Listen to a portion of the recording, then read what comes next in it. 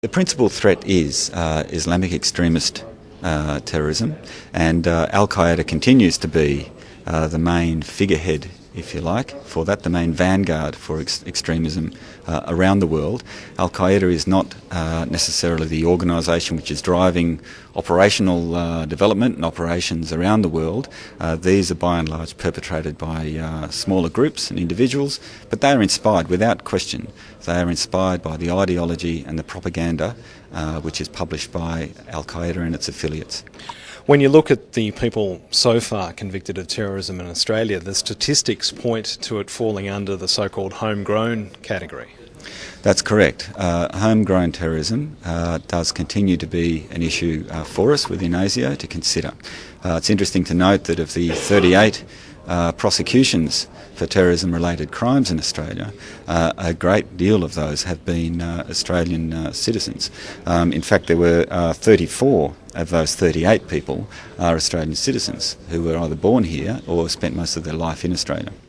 Over the next few years, what's ASIO's terrorist risk assessment? Look, our assessment is that terrorism continues to be an enduring threat to Australia for the foreseeable future.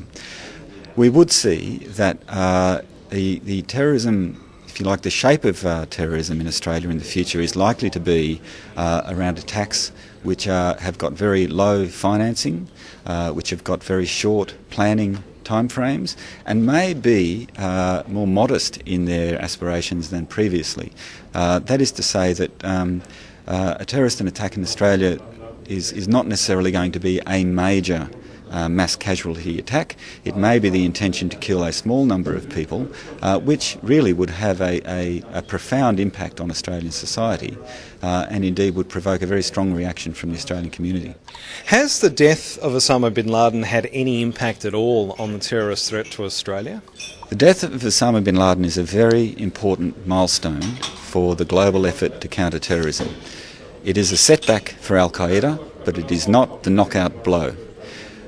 Al-Qaeda continues to exist. It continues to be, the ideology of Al-Qaeda continues to be propagated by various identities around the world, based in Yemen, based in Somalia and other hotspots around the world.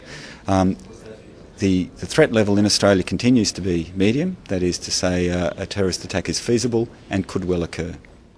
Now, people smuggling, you said in your speech that that was a threat to national security. Can you explain how? Essentially, the phenomenon of people smuggling is, if you like, undermining Australia's border integrity. One of the great strengths of Australia's security is its well-managed border, and all of the arrangements and the legislation we have in place to make sure that we understand what is crossing our border. People smuggling is an act of criminality which sets out to undermine all of those arrangements that we have in place to properly manage Australia's border. You were suggesting in your speech, though, that it went beyond people smugglers simply facilitating asylum seekers coming to Australia, and you suggested that there were potential threats from those people arriving in this country. Can you outline those? Yes, if people smugglers, when we consider what they're trying to do, what they're trying to do is bypass every part of the Australian government's machinery to regulate our border. And that is for the Australian nation to understand who is coming into this country, the intent that they have for coming here, how long they wish to stay, etc. It's a fundamental part of managing our economy, of managing our society. So people smugglers are setting out to undermine that, to bypass that, to bring people in under the radar. So it could be because they're simply doing it for criminal profit, trading on asylum seekers to bring them to Australia.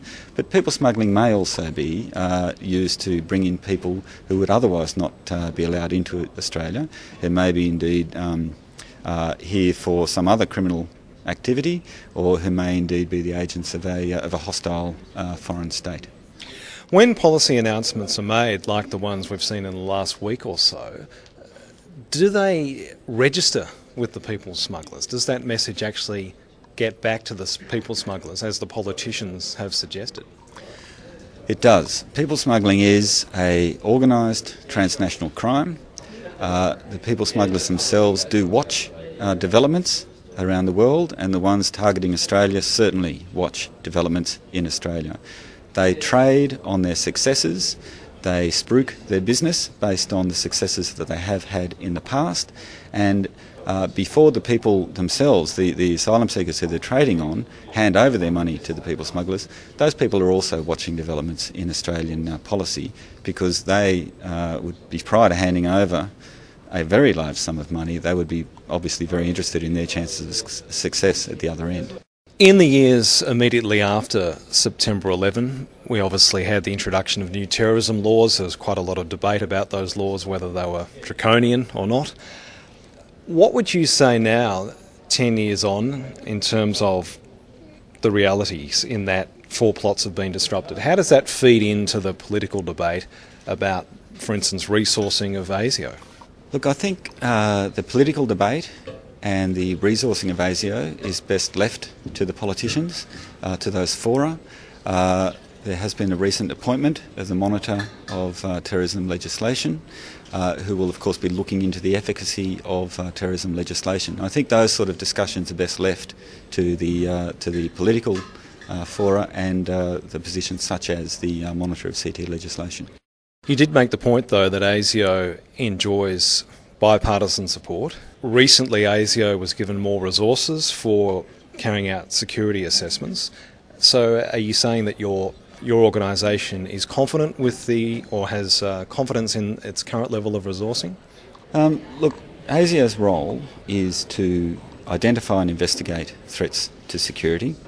And of course, we are working with the resources provided to us by successive governments. The resources that we have available to us is a product of the threat environment. It's a product of the part we play within a broader national security community.